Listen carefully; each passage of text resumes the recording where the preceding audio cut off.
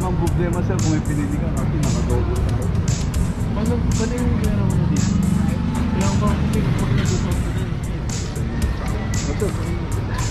Ha? Sura? Diba kaya na to? Pagkitiol? Pagkitiol din, may nasilali mo. 22. Okay.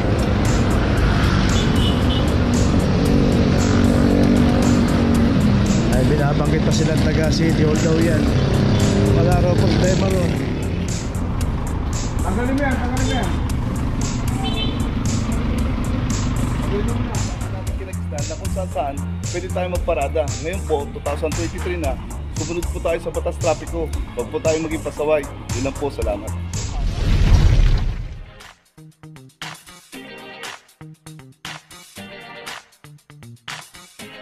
Papajo TV!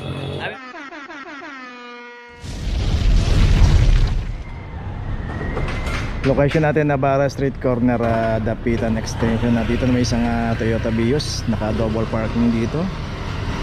2372 at dito nga sa kahabaan ng Navarra Pay Parking. Pero pagka dito tayo pumarada, dapat iayos na natin, wag po tayo magdo-double parking.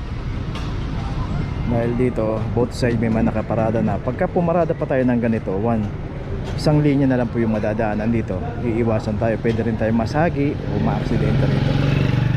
So kaya to naklamp yung isang Vios dahil sa pagkakaparada niya ng double parking. Navarra, Hidalgo. Hidalgo, kapitan.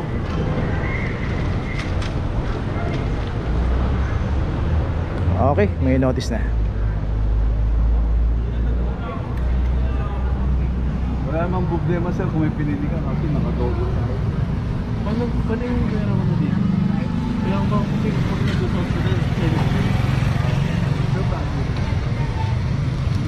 So yun nga nangyayari, no? Dito meron siyang binili sa coffee shop. Pero dapat hindi dahilan yun para mag double parking tayo. Dapat iparada natin ng maayos.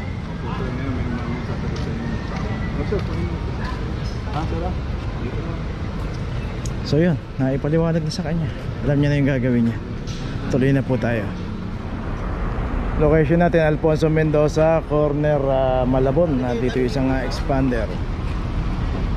Diba kaya na to? Pagkitiol? Pagkitiol din, may nasilali mo. 2350. So dito yung mga service ng internet. Ito mayroong mga driver na galis na lang dito.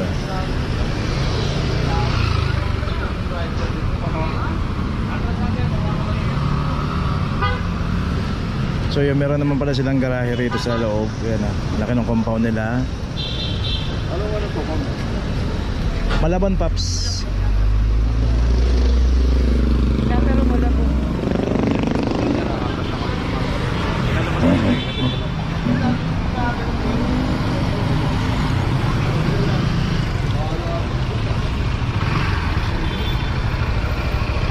Oh! Pag ganun! Atras sa pangato.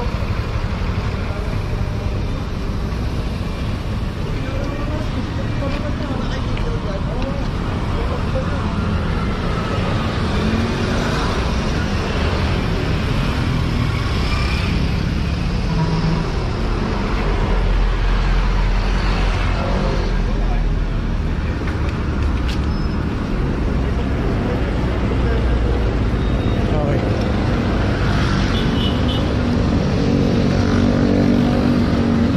Ay binabanggit pa silang taga City Hall daw yan. Wala raw problema ron. Ayos. Location natin Poresa Extension, corner Mithi Street. Dito isang adventure. 2353. Okay, isang Isuzu L, merong driver.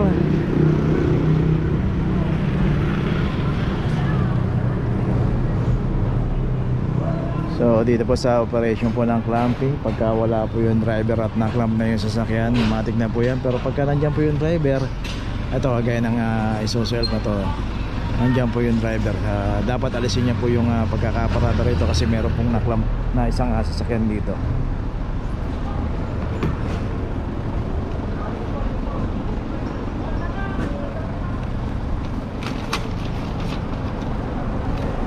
Okay, may notice na.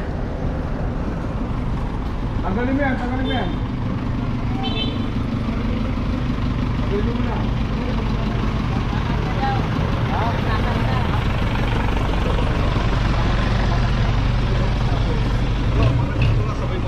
Okay, nagkakargalan daw.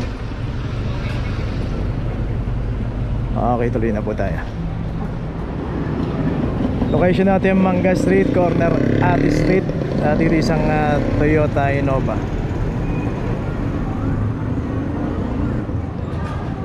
Oh, 315. Manga Street, corner Ati Street. Dito isang Santa Fe. Ang naklam dito 2315.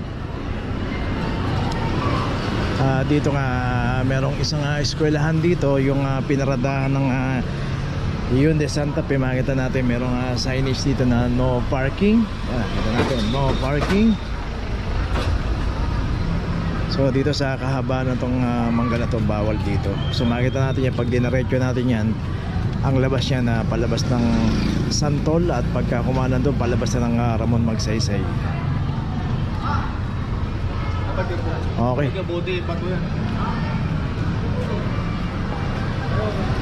So yung motor dito, yung pagkakaparada naman nito.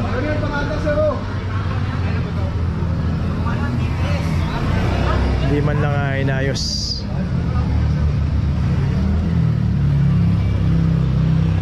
So yun nga, dahil lang ang inuhuli lang ng clamping yung 4 wheels. Pero regarding nga sa motor, dapat paparada tayo. Ayos lang naman natin. So yun, inayos na lang ni Sir doon. Okay, tuloy na po tayo. Location natin Altura Street, corner Pelaez. At dito isang Wigo 2327. At dito isang Honda City. Ito wala rin driver. Dito rin pumarada to sa Altura. Makikita ka natin merong isang pampublikong eskwelahan dito. Club number 002.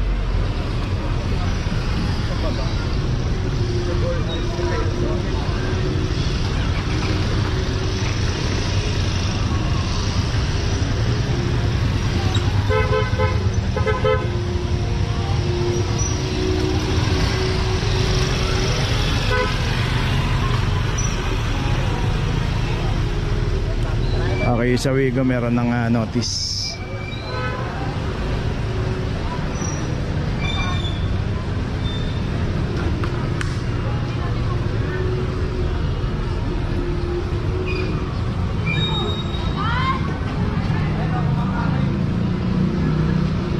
So dito pwede naman silang pumarada rito sa Pila Street. Ayan yung kanto na yun, yung nilikuan ng isang kotse. Dyan secondary road. Dito kasi kita nga natin sarado yung kasi labasan ng eskwelahan, pero pagka dito tayo inabot, bawal po rito.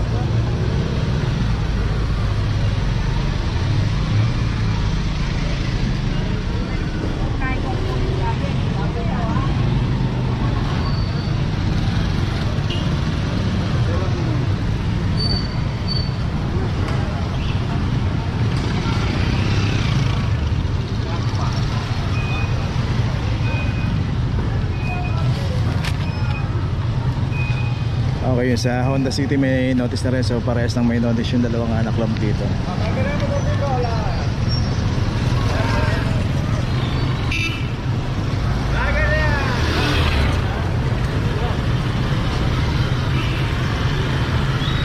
Okay, tuloy na po tayo.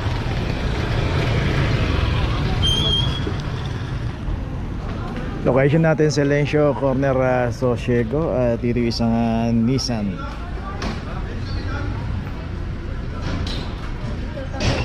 Dito laring driver, club number 2368. So dito pati yung mga ibang nakaparada rito, may mga driver at pinapalis na lang dito. So dito nga hindi naman napaka-busy ng area na to, pero dito pinapanatili po kasi ng barangay na walang nakaparada rito, dahil nga dito malalaki yung mga lote ng mga bahay rito. Nissan Paps, Nissan. Dito rin kasi merong dalawang condominium. Dito nga dati nung ino-operate ito na maraming mga nakaparada rito, at karamihan din nakaparada rito. Karamihang mga nakaparada rin dito ay mga taga-Condo nga. So yun, nung nakita lang nag-ooperation na rito, hindi na sila pumaparada rito. So itong Nissan ito, meron na rin notice. So yung dalawang sasakyan na nakaparada ro, nag-aalisan na. Okay, tuloy na po tayo.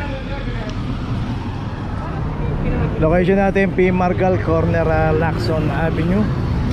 Dito isang Toyota Fortuner ito, naka hazard pa pero wala yung driver nito. 2340. So dito kung paparada tayo, merong ano dyan, yung Dos Castillas, yung kanto na yan, pay parking yan.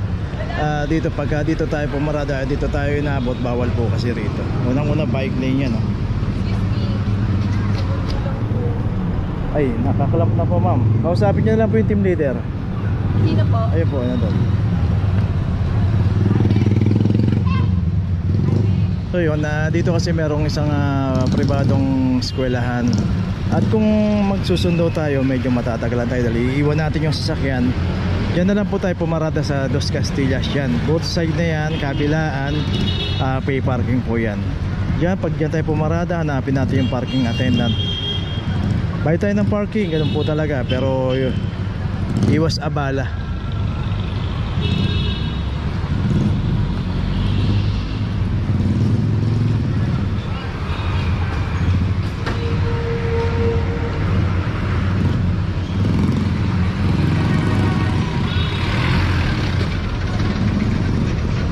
Dito sa mga nakaparada rito, yung mga tricycle, i-coordinate lang po natin yan sa TMU. So lahat ng video na nakukuha na natin dito, pag nakikita natin sila, pwede po natin i-coordinate para pagka nadaan po sila rito, kasama po sa maiikutan itong mga area na to.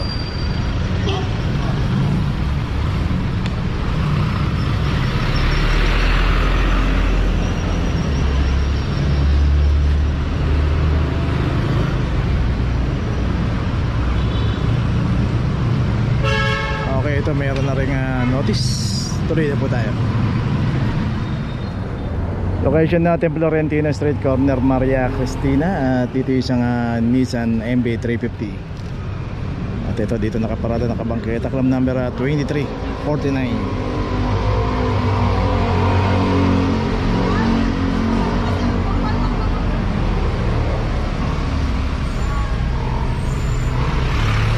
Dito rin yung pinaradahan kasi itong Nissan MB350. Nandito yung signage yan. No parking, clamping zone, mabuhay lane. So yung bago tayo pumarada, tignan po natin yung mga pinaparadahan natin. Kung nasa bawal tayo, nasa mabuhay lane tayo. Dahil kasama po sa iniikutan ng clamping operation itong kahaba ng Florentino Street.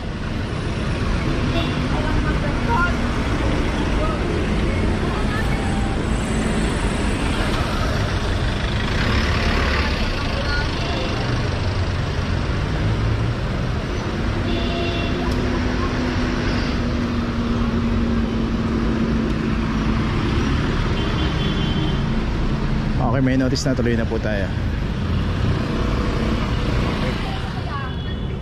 Okay, location natin Dos Castillas, corner Florentino Street. Dito isang abasa ang naklam dito. At ito wala rin driver. Dito naman sa kahaba ng Dos Castillas, makikita natin both side may mga nakaparada. Pero pagka ganito ang pagkakaparada, kasama na po sa inuhuli ng clamping operation niya. Kaya dapat pag pumarada tayo, ayos natin kagaya ng mga ibang mga nakaparada rito. So hindi pwede yung basta na lang natin iiwanan o mo hindi dinadaan, hindi inuhuli itong area na to.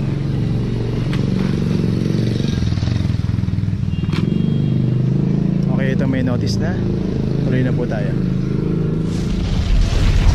Okay, nandito na ngayon tayo sa opisina ng clamping sa impounding dito sa Central. Dito na po nagtatapos ang ating vlog. Maraming salamat po sa mga subscriber, sa mga viewers, sa mga napadaan po sa ating channel. Maraming salamat po sa mga suporta nyo. Sa mga hindi pa po nakakapag-subscribe, subscribe na po tayo mga kabayan. Maraming salamat po. Mabuhay!